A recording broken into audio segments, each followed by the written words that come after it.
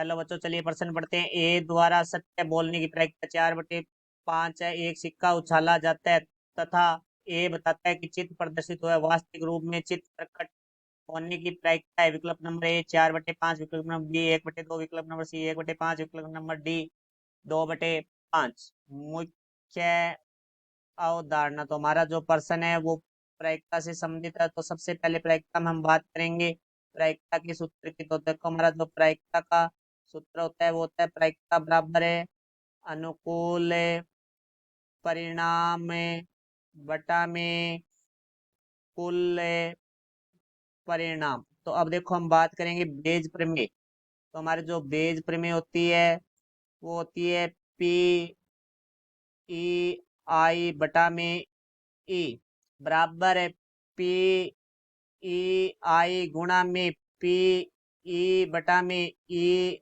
आई पूरे के बटा में हमारे पास आ जाएगा सिग्मा जे बराबर 1 से एन पी ई जे गुणा में पी ई बटा में ई जे। तो देखो, यहाँ से पी ई आई बटे ई का अर्थ है घटना ई घटित हो चुकी है, तो ई आई के घटित होने की प्रायिकता। इसी तरह पी ई बटे ई जे का जो अर्थ है वो हमारा है कि घटना जे घटित हो चुकी है, तो ई के घटित होने की प्रायिकता। अब हम प्रश्न के बारे में बात करते हैं। तो प्रश्न में देखो, हमारी जो ई आई जे है वो जो हमारी संभावित जितनी भी घटनाएं है वो उसको प्रदर्शित करती है। तो देखो, यहाँ से वास्तविक रूप में चित्त प्रकट होने की प्रायिकता। तो यहाँ से देखो, जो हमारी मानना घटना ई एक सिक्के पर चित्त प्रकट होना। तो देखो भाई, सिक्के पे तो ये जो दो है वो घटना हो जाएगी हमारी सिक्के पर पट प्रकट होना, क्योंकि हमारी जो पूरी घटना है वो दो भागों में विभक्त होगी यहाँ से। फिर हम बात करेंगे घटना ई। ई वह घटना है जो हमें प्रश्न में ज्ञात है। तो देखो, हमारे पास ज्ञात है, ये बताता है कि चित्र प्रदर्शित हुआ है। तो यहाँ लिखेंगे हम ए बताता है कि सिक्का उछालने पर चित्त प्रकट हुआ है।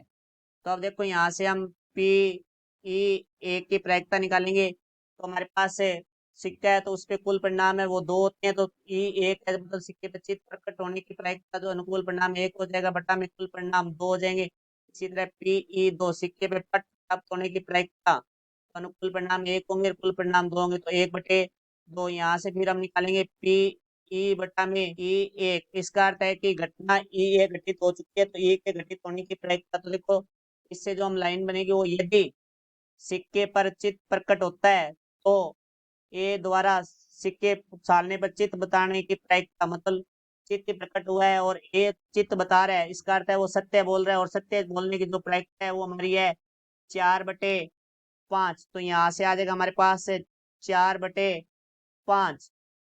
अब देखो, हम बात करते हैं पी ई बटा में ए दो सिक्के पे पट प्रकट हुआ है, तो ए द्वारा सिक्का उछालने पर चित्त बताने की प्रायिकता। इसका अर्थ हुआ है कि वास्तव में तो सिक्के पे पट प्रकट हुआ है, परंतु जो ए है वो हमें चित्त बता रहा है। इसका मीन्स वो असत्य बोल रहा है। तो हम लिखेंगे ए द्वारा असत्य बोलने की प्रायिकता, तो वो हमारी बराबर होगी 1 - ए द्वारा सत्य बोलने की प्रायिकता। तो यहाँ से देखो, हमारे पास आ जाएगी 1 - हमारे पास जो सत्य बोलने की प्रायिकता है वो है 4/5। तो 1 - 4/5, तो यहाँ से 5 लय से आ जाएगा, तो 5 - 4, तो ये आ गई 1/5। अब देखो, हम बेज प्रमेय का प्रयोग करेंगे। तो यहाँ से देखो पी ई 1/में ई, तो ए द्वारा सिक्के उछालने पे ए द्वारा बताया जाता है कि चित्त प्रकट हुआ है। तो वह चित्त प्रकट होने की प्रायिकता, मतलब वास्तव में चित्त प्रकट होने की प्रायिकता होगी ये। तो लिखेंगे हम वास्तविक रूप में चित्त प्रकट होने की प्रायिकता। तो देखो यहाँ बेज प्रमेय का प्रयोग करेंगे तो हमारे पास आ जाएगा पी ई एक गुणा पी ई बटा में ई एक पूरे के बटा में पी ई एक गुणा में पी ई बटा में ई एक प्लस पी ई दो गुणा में पी ई बटा में ई दो। तो अब देखो ये मान रखेंगे हम, तो हमारा पी ई एक बटा में जो ई है बराबर आ जाएगा, ई एक का मान है 1/2 गुणा में पी ई बटा में पी ई एक, जिसका मान हमारे पास है 4/5। तो यहाँ हम लिख दिया गुणा में 4/5 बटा में पी ई एक का मान है 1/2 गुणा में पी ई बटा में ई एक का मान है 4/5 प्लस पी ई दो का मान है वो 1/2 है गुणा में पी ई बटा में ई दो का मान है वो हमारे पास 1/5। तो देखो अब इसको हम हल करेंगे तो हमारे पास आ जाएगा 4/5 दूनी 10 पूरे के बटा में 4/10 प्लस 1/10। तो यहाँ से देखो भाई हमारे पास आ गया 4/10 बटा में हमारा जो 10 है वो लय से आ जाएगा तो 4 प्लस 1। तो यहाँ 10 से 10 कट जाएगा तो हमारे पास आ जाएगा 4 बटा में 4 प्लस 1 5, 4/5 जो कि हमारा विकल्प नंबर ए है। तुम्हारे प्रश्न का उत्तर होगा विकल्प नंबर ए। ये हमारे प्रश्न का उत्तर आशा करता हूँ समझ आया होगा। धन्यवाद।